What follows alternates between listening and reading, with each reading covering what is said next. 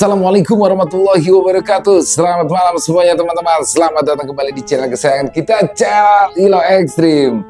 Dan dimanapun teman-teman berada, semoga teman-teman selalu dalam keadaan sehat walafiat, tanpa kekurangan satu apapun. Amin, amin ya robbal alamin.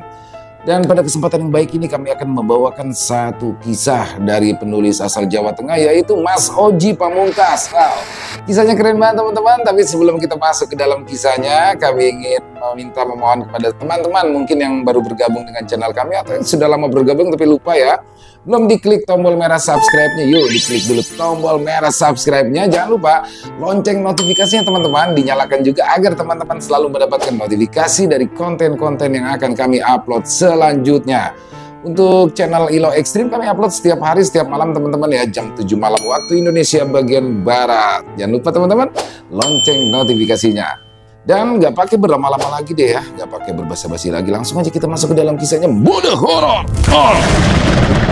Sumur batu keramat di desa Waru.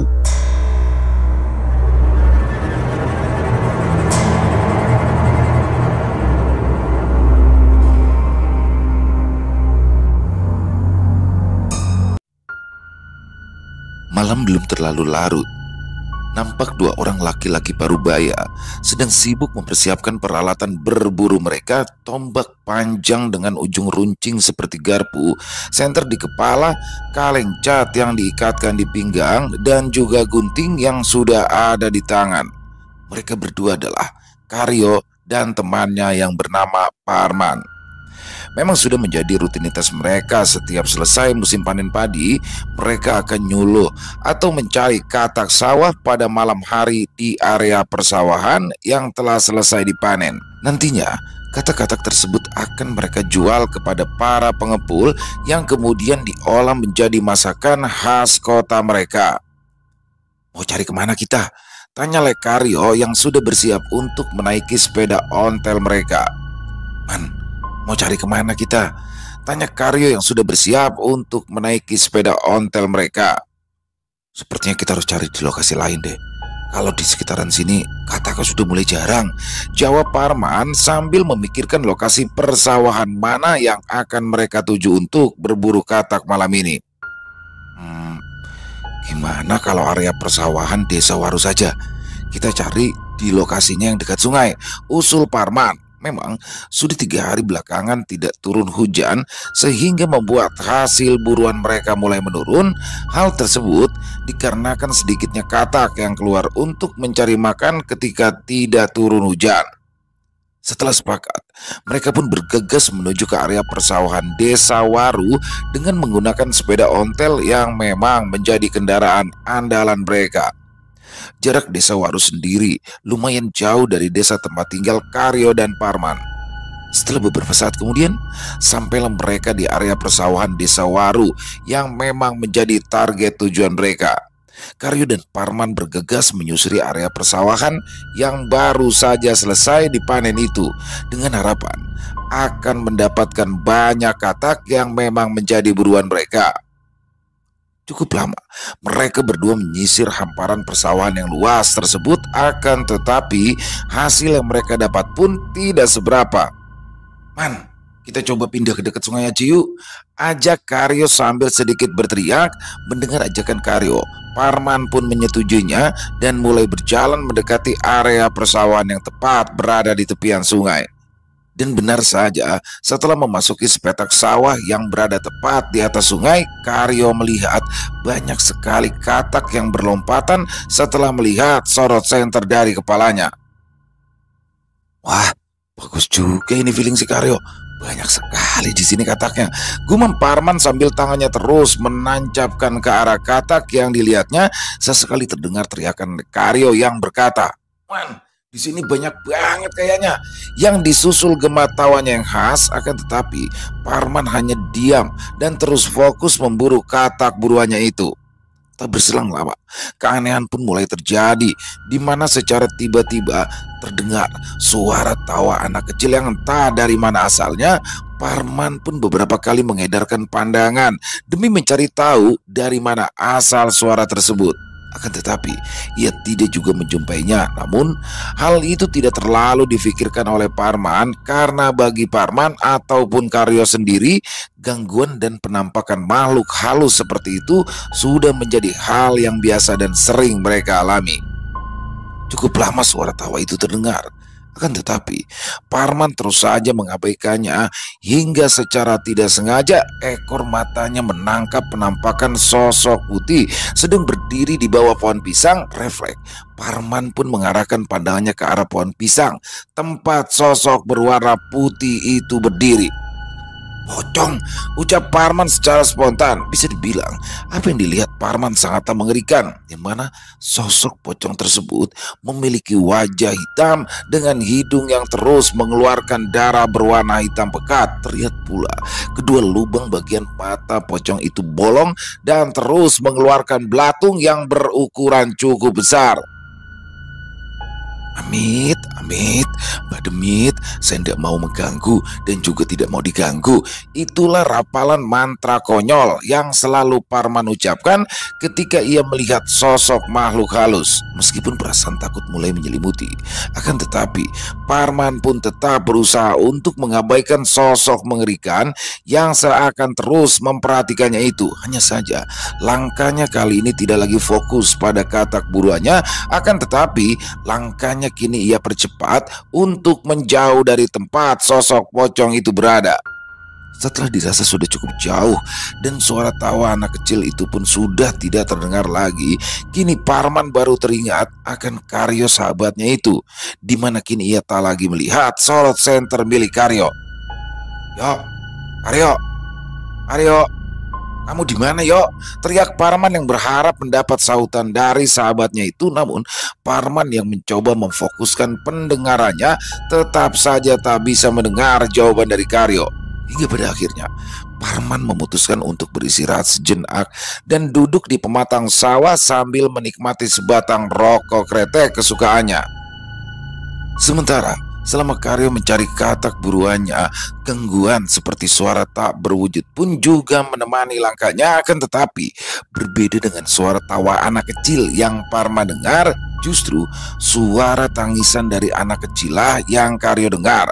Namun di situ sama seperti Parman, Karyo pun mencoba tak menghiraukan suara tangisan anak kecil tersebut. Karyo tetap fokus mencari binatang malam buruannya itu. Cekrak, suara gunting yang memotong leher katak sesekali terdengar. Jangankan suara tangisan anak kecil, suara tangisan ibunya Demit juga aku nggak peduli kalau kodoknya sebanyak ini, gumam Karyo. Memang kata-kata yang dijumpai Karyo malam itu sedikit tidak wajar. Selain jumlahnya yang kelewat banyak, bisa dibilang ukurannya pun lebih besar daripada kata-kata pada umumnya. Akan tetapi hal itu tidak terlalu difikirkan oleh Karyo. Justru ia merasa sangat bersemangat sampai pada akhirnya terdengar suara ledakan yang cukup keras terdengar dari sungai yang tidak jauh dari tempat Karyo mencari katak. Sesaat Karyo pun celingukan mencoba mencari asal suara ledakan itu, dan suara ledakan itulah yang akhirnya menyadarkan Karyo kalau ia telah terpisah dari Parman dan tak lagi melihat sorot cahaya senter milik temannya itu. Parman kemana? Betin Karyo yang terus menyorotkan lampu senter di kepalanya itu ke segala arah dengan harapan akan mendapat balasan dari Parman. Namun sepertinya itu sia-sia. Cukup lama ia memperhatikan sekeliling, tetap saja Karyo tidak melihat adanya sorot lampu milik Parman. Hingga teriakan nama Parman pun keluar dari mulutnya berkali-kali, namun tak ada jawaban dari sahabatnya itu. "Aku di sini, Le." Terdengar suara parau yang entah dari mana datangnya yang menjawab teriakan Karyo. Saat itu bukannya merasa lega, Karyo justru merasa merinding karena Karyo sendiri tahu kalau suara itu bukanlah suara Parman sahabatnya. Karyo pun kembali dibuat celingukan mencoba mencari asal suara tersebut. "Siapa itu?" teriak Karyo dengan nada sedikit bergetar yang kemudian terdiam. Tak ada jawaban lagi, hanya senyap.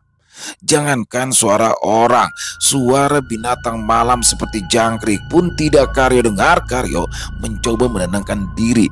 Ia mencoba menyalakan sebatang rokok dan setelah beberapa hisapan, ia pun melihat kejam tangan berwarna kuning kemasan yang melingkar di tangan kirinya. Saat itu, jam sudah menunjukkan pukul 11.15 malam. Melihat waktu yang sudah cukup larut, Karyo pun kembali melihat kaleng cat yang ia gunakan untuk wadah katak buruannya. Nampak kaleng cat itu sudah hampir penuh terisi katak yang sudah tidak memiliki kepala. Hingga akhirnya Karyo pun memutuskan untuk kembali menyusuri lokasi yang tadi ia lewati dengan harapan akan bertemu Parman sekalian pulang. Sedangkan setelah merasa cukup beristirahat dan menghabiskan sebatang rokok, Parman pun memutuskan untuk lanjut mencari katak buruannya. Akan tetapi, baru saja ia berjalan beberapa langkah dan mendapatkan beberapa ekor katak, lagi-lagi langkahnya harus terhenti. Pulang.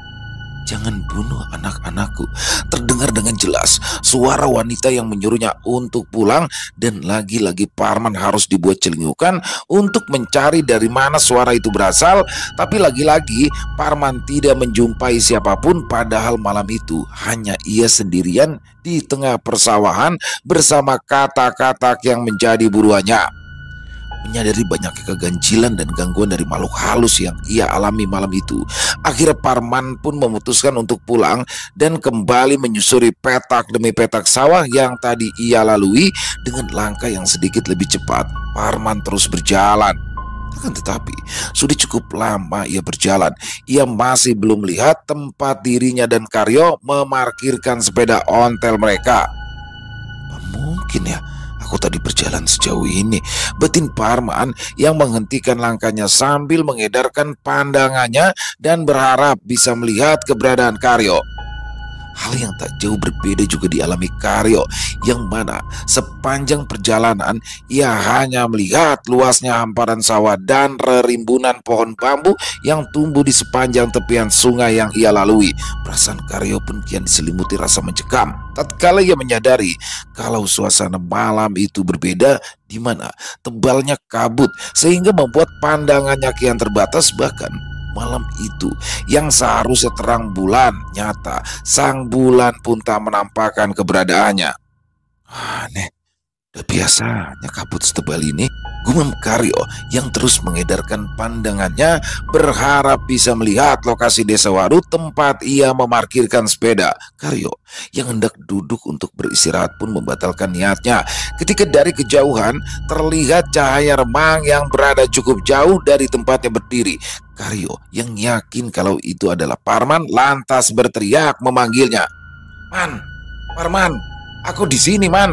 teriak Karyo yang berlari mendekati cahaya tersebut sambil memainkan sorot senter di kepalanya dan berharap Parman akan melihat keberadaannya.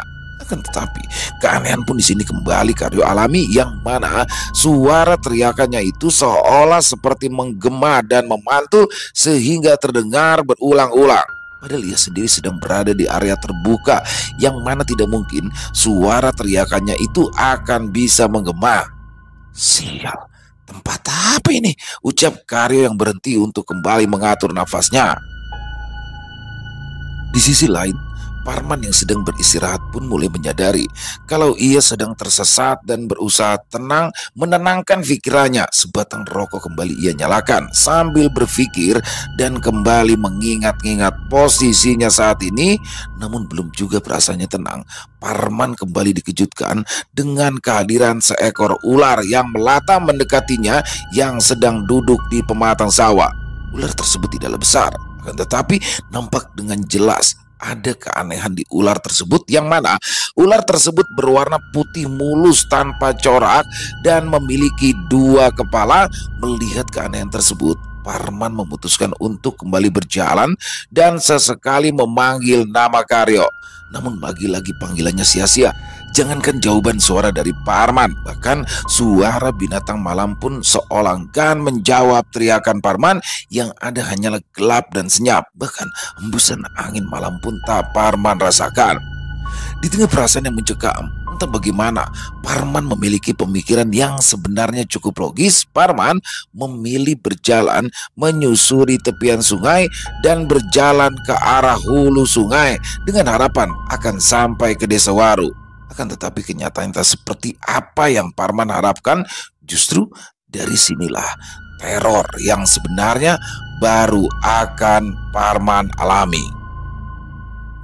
Cukup lama Parman berjalan di bawah rimbunnya pohon bambu yang tumbuh di tepian sungai. Kebun pisang dan kebun singkong yang ditanami warga sudah ia lalui, namun nyatanya ia belum juga menjumpai desa yang ia cari. Justru keanehan pun kembali ia jumpai, di mana ia mulai menyadari kalau sebenarnya sedari tadi ia hanya berjalan berputar-putar di lokasi tersebut. Pertanyaan demi pertanyaan pun mulai berpunculan di pikiran Parman. Bagaimana ia bisa berputar-putar di tempat itu sedangkan sedari tadi ia berjalan lurus, tidak sekalipun berbelok arah? Tempat apa ini sebenarnya? Gumam Parman sambil memperhatikan tanaman singkong dan juga rerumputan yang telah terkoyak. Hal itulah yang membuat dirinya semakin yakin jika tempat tersebut baru saja ia lewati. Di tengah-tengah keputusasaan, Parman pun memaksakan kakinya untuk tetap lanjut berjalan meskipun ia sendiri mulai ragu apakah ia akan bisa keluar dari tempat itu atau tidak.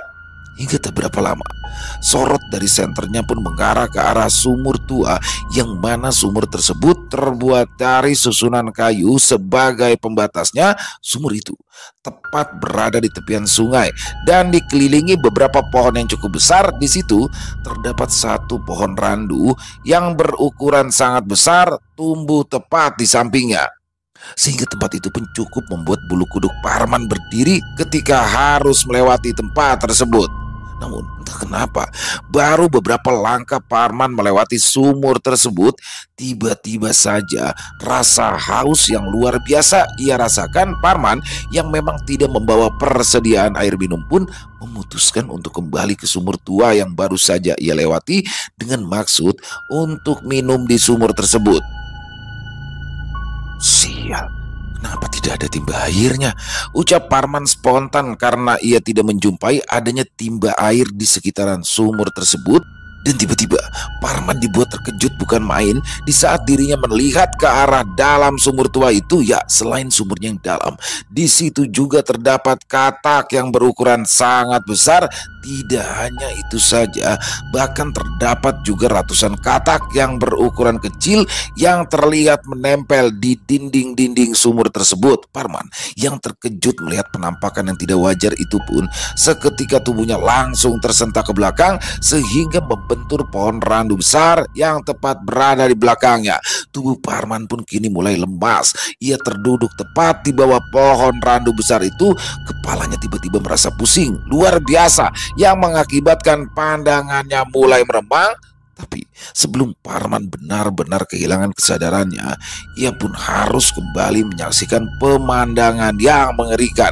Antara sadar dan tidak, Parman seperti melihat sosok yang mirip dirinya sendiri. Entahlah, loh, itu bukannya aku ya? Tapi kenapa ada istri dan anak-anakku juga? Ucap Parman gemetaran saat sosok yang mirip dengan Parman sedang berdiri memegang golok berukuran besar menghadap ke arah kedua anak istrinya yang dalam keadaan terduduk dengan tangan yang terikat ke belakang. Kemudian sosok mirip Parman itu mulai menggorok keluarganya dengan parang besar yang dipegangnya, mulai dari anak pertamanya, anak kedua, hingga yang terakhir istrinya. Darah terlihat menggenang di sekitaran jasad anak dan istrinya. Menyaksikan pemandangan mengerikan itu, tubuh Parman terasa kaku dan tak bisa digerakkan. Parman berteriak sekencang-kencangnya sehingga nampak otot-otot kebiruan dari lehernya. Meski nyatanya suara teriakan itu tak pernah keluar dari dalam mulutnya. Ya, seakan hanya tersekat di tenggorokan. Parman tak kuasa melihat pemandangan itu. Dirinya hanya bisa menangis sambil mengeluarkan air mata yang deras, seakan-akan kejadian yang baru saja ia saksikan benar-benar terjadi. Tenaga Parman sudah benar-benar habis dan perlahan akhirnya Parman kehilangan kesadaran.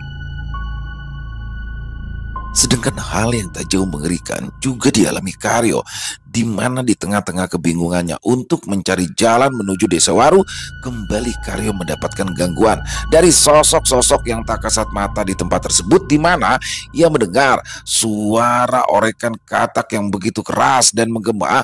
Bahkan suara itu terdengar tidak hanya sekali, melainkan berulang-ulang. Mengalami hal tersebut, Karyo pun hanya bisa kembali berlari tanpa arah tujuan yang pasti. Ia sudah tidak peduli apakah ia berlari ke arah yang tepat atau justru ia berlari semakin menjauh dari Desa Waru.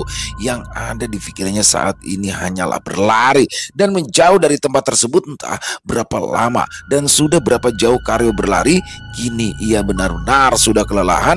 Keringat yang terus bercucuran kini telah membasahi sekujur badannya. Deru nafas yang tak beraturan begitu jelas terdengar keluar dari mulut dan hidungnya. Sial, tempat apa ini sebenarnya? Ucap Karyo sambil berusaha mengatur nafasnya kembali. Pandangannya pun terus menyisir ke sekitar, berharap melihat ada tanda-tanda pemukiman di sekitar. Namun nyatanya pandangannya yang terbatas hanya melihat hamparan sawah yang tertutup pekatnya kabut. Karyo pun semakin dibuat khawatir tatkala ia menyadari kalau senter di kepalanya kini mulai redup. Karyo kembali melirik ke arah jam tangannya yang kini sudah menunjukkan pukul 1.30 dini hari. Karyo yang sudah benar-benar kehabisan tenaga dan nampak putus asa, akhirnya memutuskan untuk mencari tempat untuk beristirahat dan hanya berharap sinar mentari pagi akan segera tiba. Dengan langkah yang mulai gontai serta rasa haus yang menghinggapi, Karyo pun memutuskan berjalan pelan hingga akhirnya ia melihat sebuah gubuk kecil di depannya. Melihat hal itu, Karyo pun memutuskan untuk beristirahat sejenak di sana. Setelah meletakkan kaleng cat yang berisi katak buruannya, Karyo langsung merebahkan badan. Rasa lelah yang benar-benar sudah berada di puncaknya membuat dirinya lupa akan sahabatnya Parman. Tak butuh waktu lama, Karyo benar-benar sudah terlelap dalam tidurnya hingga pagi hari pun tiba. Sinar matahari yang menerpa wajah Karyo seakan memberikan dekapan hangat yang membuat Karyo kian lelap. Mas, bangun mas. Sayup-sayup suara itu terdengar di telinga Karyo yang masih tertidur.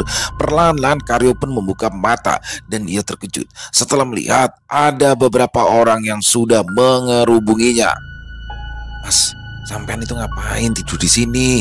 Tanya salah seorang dari mereka. Sesaat Karyo pun masih terdiam sambil mengusap kedua matanya dan berusaha kembali mengingat apa yang sebenarnya terjadi tadi malam.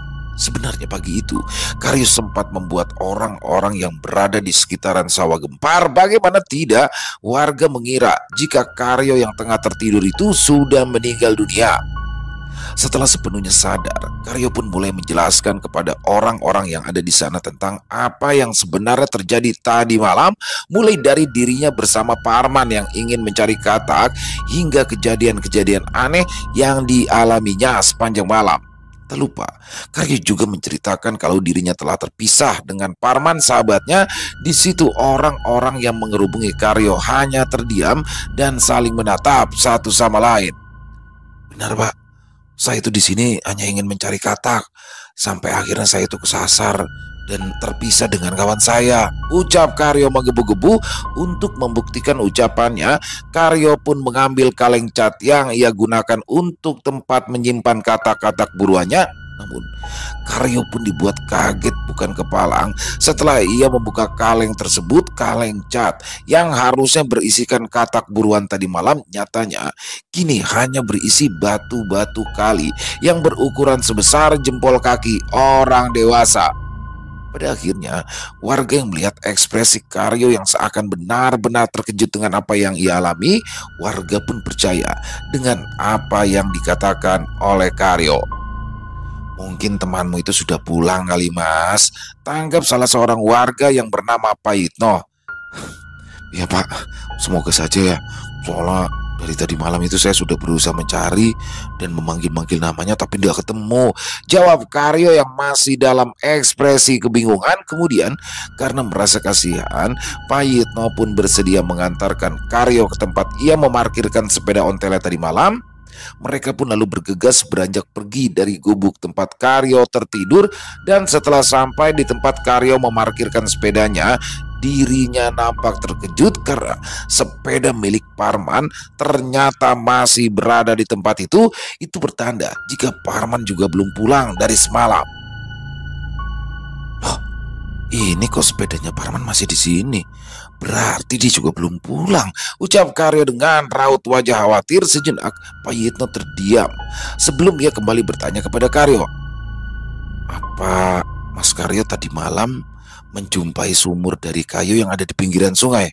"Wah, enggak Pak, tadi malam itu saya cuma mencari katak di area persawahan, tidak sampai ke tepian sungai," jawab Karyo. Secara tiba-tiba Pak Yitno pun mencegat dua orang yang kebetulan lewat, yang mana kedua orang tersebut bernama Lek Kasim dan Lek Darmo yang juga merupakan warga desa Waru yang masih bertetangga dengan Lek Yitno. Sesaat Lek Yitno menceritakan apa yang baru saja Karyo alami kepada kedua orang tersebut.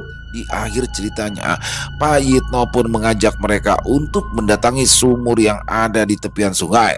Tanpa banyak bertanya, Lek Kosim dan Lek Darmo pun mengiyakan ajakan Pak Yitno, seakan mereka berdua sudah tahu akan maksud ajakan dari Pak Yitno mengajak ke sumur tua tersebut.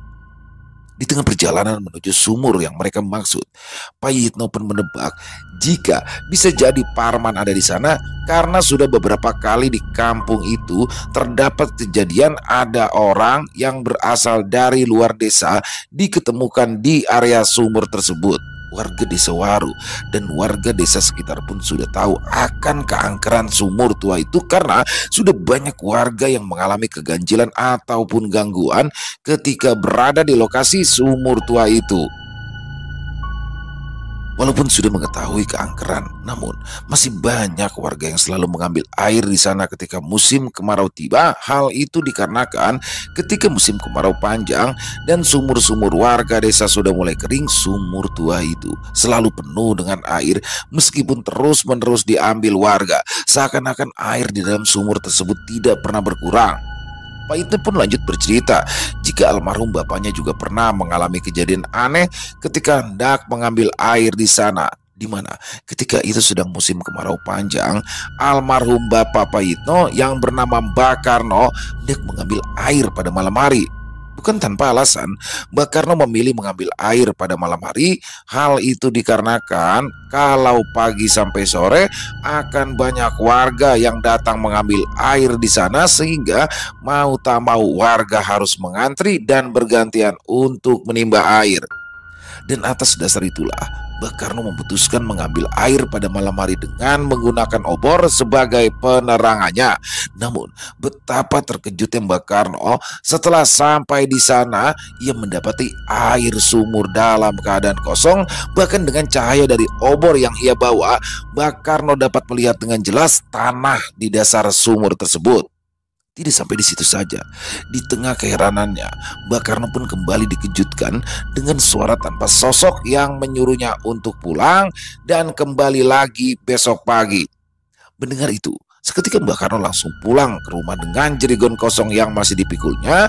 Mbak Karno yang masih penasaran dengan kejadian tersebut, akhirnya di pagi harinya dirinya pun kembali datang ke sumur tua itu. Dan betapa terkejutnya Mbak Karno ketika ia melihat sumur itu sudah terisi penuh kembali dengan air yang berlimpah. Belum puas Karyo mendengar cerita dari Pak Yitno, kini sampailah mereka ke sumur tua yang diceritakan oleh Pak Yitno. Dan benar saja apa yang menjadi dugaan Pak Yitno, di mana terlihat Parman yang sedang tergeletak dengan kepala bersandar ke batang pohon randu besar yang berada di dekat sumur. Dengan panik, Karyo pun berusaha membangunkan Parman yang wajahnya terlihat sudah pucat. Man, bangun man. Man, kenapa kamu tidur di sini?" ucap Karyo sambil menepuk-nepuk pipi Parman. Alhasil secara perlahan kesadaran Parman mulai pulih. Tadi malam kamu di mana? Ucap Parman lirih. Belum sempat Karyo menjawab pertanyaan Parman, Pak Yitno pun mengusulkan agar segera membawa Parman pergi dari tempat itu. Sudah, ceritanya nanti saja. Lebih baik kita pergi dulu dari sini. Nanti kamu bisa beristirahat dulu di rumah saya, ucap Pak Yitno yang kemudian membantu Parman untuk berdiri. Nampak terlihat sedikit bekas darah yang menempel di kerah baju milik Parman, yang mana darah itu berasal dari kepala Parman yang sedikit terluka karena terbentur pohon randu semalam. Kemudian keanehan pun kembali mereka jumpai, di mana kaleng cat milik Parman yang berisi banyak katak kini berubah menjadi kulit kerang. Namun Karyo yang sudah mulai paham akan kejadian yang mereka alami tadi malam pun tidak terlalu memikirkan kejadian tersebut, dan ia pun langsung membuang kaleng cat tersebut. Sesampainya di rumah Pak Yitno, Parman dan Karyo nampak disuguhi teh hangat oleh istri Pak Yitno agar lebih tenang. Sesaat kemudian Parman yang sudah mulai merasa tenang dan pulih pun mulai menceritakan apa yang tadi malam ia alami. Kamu sendiri tadi malam kemana sih, yo? Aku itu sampai capek loh cari-cari kamu, panggil-panggil tapi nggak kamu jawab, tanya Parman setelah bercerita.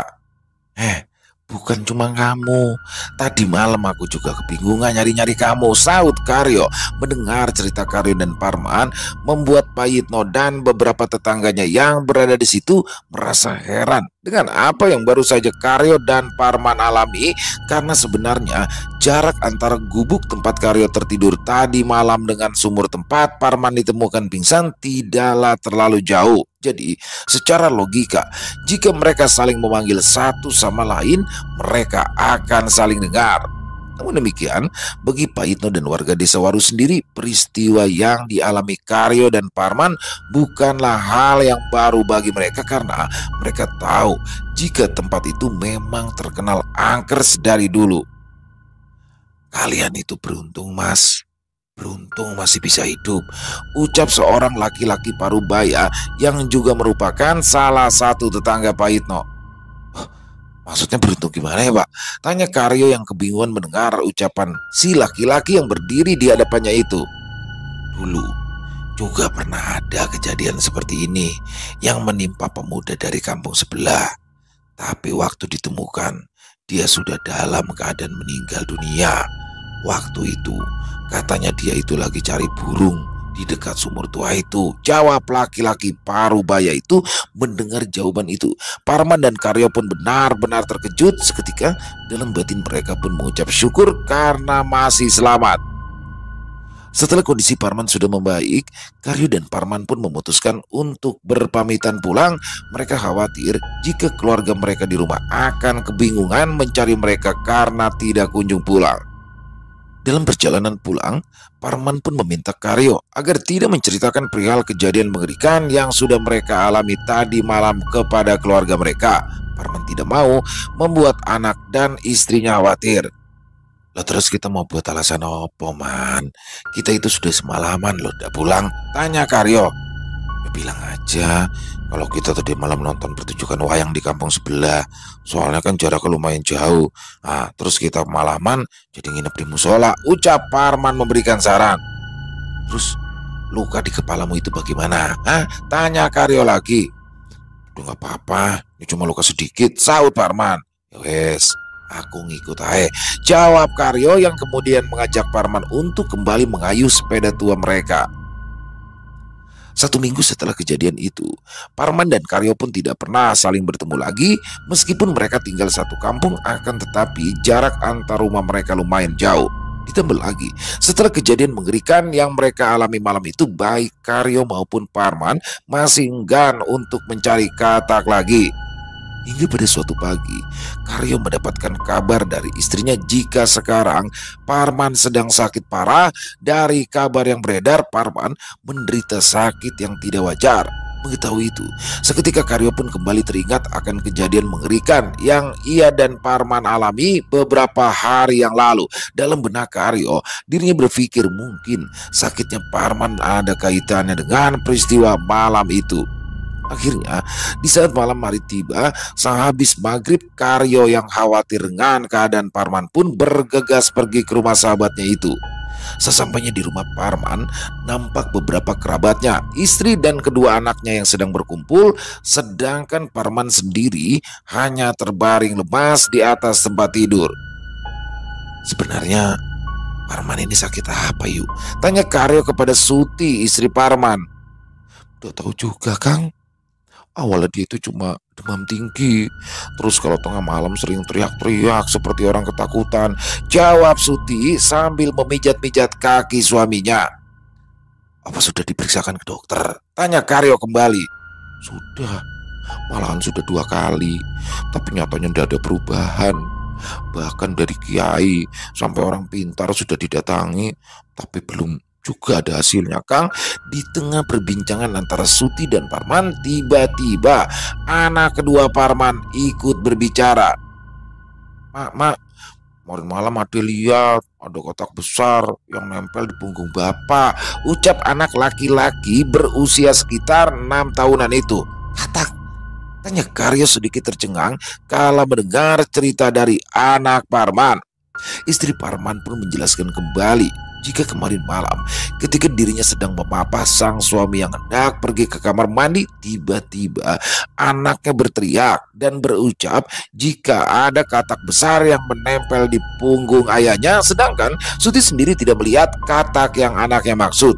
Dan bukan hanya itu saja, istri Parman juga bercerita jika pada malam sebelum Parman demam tinggi sempat terdengar suara seperti ketukan di sekeliling rumah mereka. Hal itu sempat membuat Parman dan dirinya menjadi penasaran.